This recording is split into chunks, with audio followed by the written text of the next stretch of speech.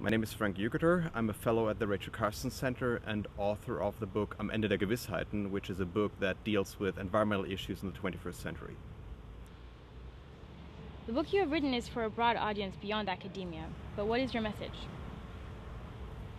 Well, for popular books on environmental issues, there's usually a certain scheme that you follow. You define a problem and then you describe the problem and then make a prescription of what people should do. Well, my book is a little bit different. It's dealing with the way we talk and we think about environmentalism, and it challenges us to rethink those categories that we use when we talk about those problems. Your book deals mainly with Germany. Now, seen from an international perspective, Germany looks like a pretty green country. Aren't you complaining about luxury problems? Well, certainly Germany is a country with a stronger brand of environmentalism if you look at other countries. We have a strong scene of NGOs, we have a policy scene where many people do embrace environmental issues from the left to the right. But I tend to see Germany really as a lab for developments. We have kind of a silent crisis of environmentalism and we see a change here, and I think we should read Germany as a place where things get in a state of flux that maybe we'll see in other countries as well. Do you think there is a crisis of environmentalism? Well, there is kind of a silent crisis of environmentalism in that we talk about environmental issues with a lot of cliches that have their own history and that grew out of other contexts. I think the German debate on environmental issues is very much centered on perspectives from, well, the nation state and the old Federal Republic of the 70s and 80s. And we're realizing that we come to limits in an age of global environmentalism with our own national cliches.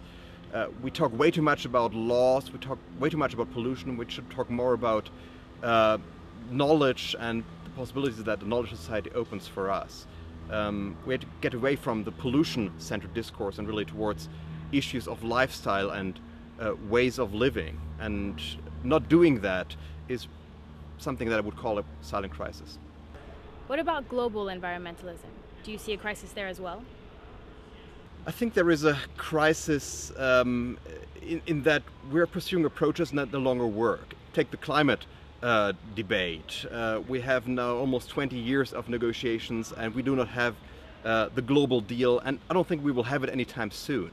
I'm pretty much certain, now it's August, but the negotiations are still a bit away, but there is a Durban summit coming up on climate change. I'm pretty certain it will be a failure, and the big question is, what will it mean? Can we shift that negotiation to other paths and pursue other lines? I think we're realizing that there is a certain policy tradition that no longer works, and we have to rethink that and readjust things, and not only on a policy level.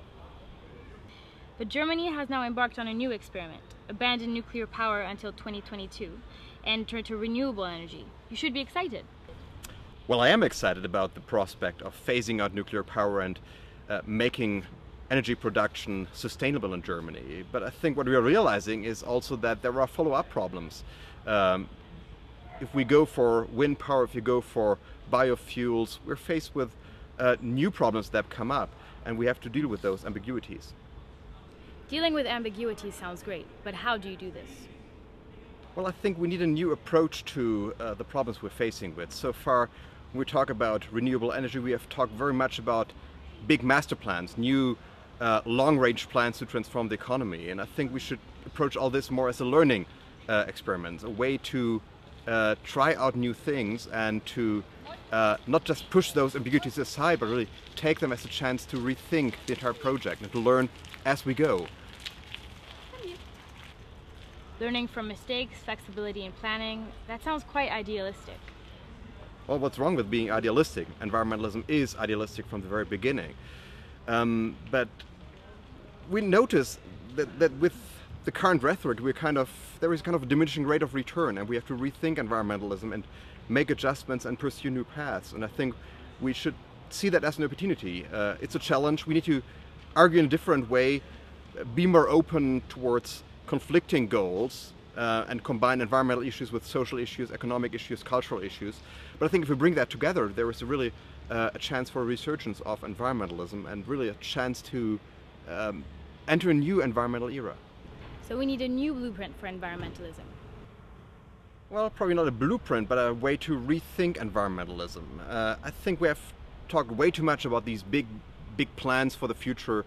We see these plannings in the climate debate for 2050, and I think we have to come back to a more limited scope and really pursue regional projects with a limited time span and projects that combine ecological, social, economic, cultural issues and really make environmentalism way less exclusive and more open to other concerns. And I think if that happens, we see a new environmentalism kind of growing from below.